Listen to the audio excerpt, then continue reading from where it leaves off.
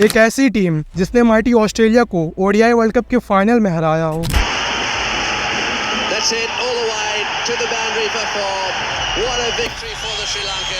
जिस टीम ने इंडिया को T20 वर्ल्ड कप के फाइनल में हराया हो।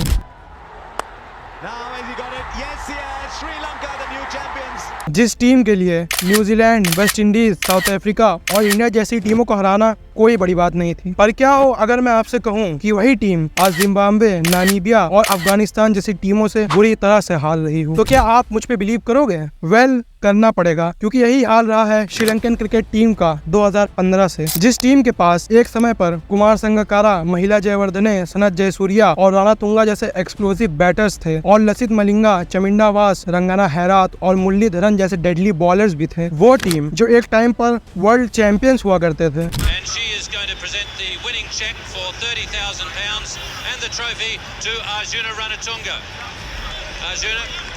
ऐसा क्या हो गया उस टीम को जो आज इन्हें वर्ल्ड कप में पार्टिसिपेट करने के लिए भी क्वालिफायर्स खेलने पड़ते हैं? क्या इसके पीछे इनके क्रिकेट बोर्ड का हाथ है या फिर कुछ और? क्या है इनके डाउनफॉल का reason?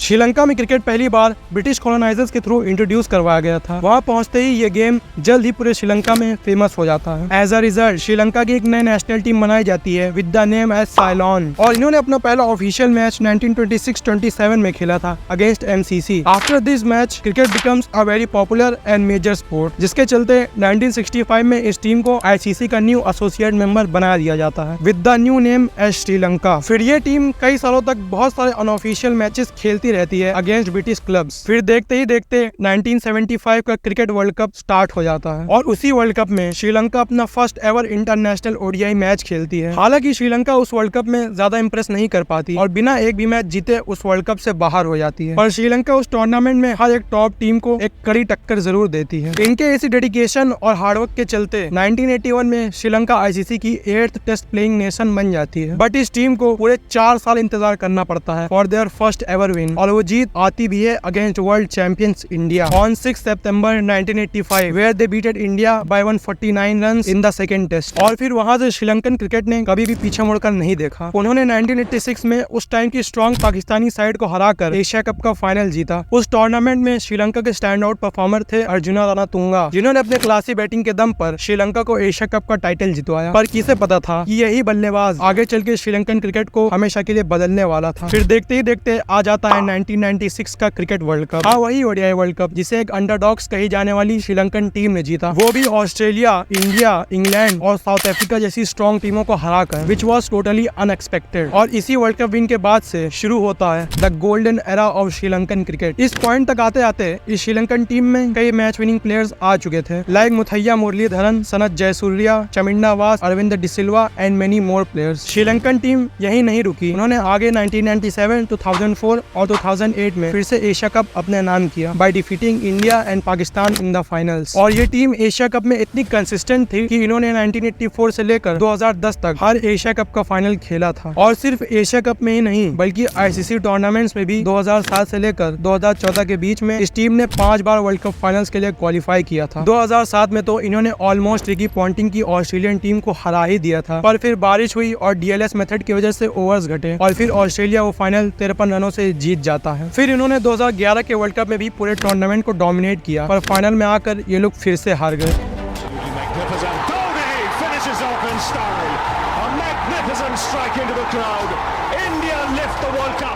After 28 years, the party started in the dressing room, and it's an Indian captain who's been absolutely magnificent. उस दिन जितना इंडिया के जीतने पर खुशी हुई थी, उतना ही दुख इस लेजेंड के चेहरे पर उस साइलेंट स्माइल को देखकर हुआ था। श्रीलंका 2009 और 2012 की T20 वर्ल्ड कप में भी फाइनल तक पहुंचती है, पर वहां पर भी ये पाकिस्तान और वेस्ट इंडीज से हार जाते हैं। 2012 में तो ये होस्ट थे और अनडिफीटेड भी टिल द फाइनल, पर फाइनल में आकर अपनी फैंस के सामने श्रीलंका वेस्ट इंडीज से हार जाती है। Sounds familiar right? यही हाल इंडिया का भी था 2023 ओडीआई वर्ल्ड कप में।